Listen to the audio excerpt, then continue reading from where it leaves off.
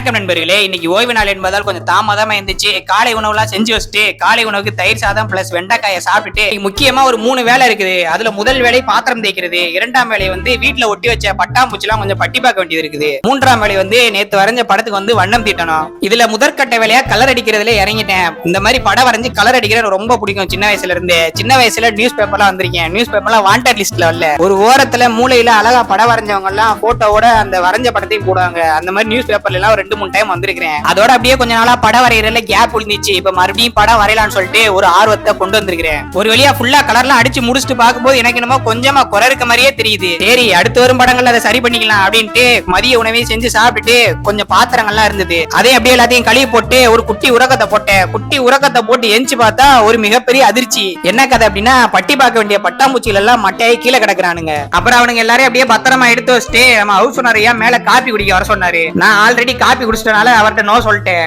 அப்புறம் அவர் கூட கொஞ்ச நேரம் அப்படியே பேச்ச போட்டு உட்கார்ந்துருந்தேன். நண்பர்களே,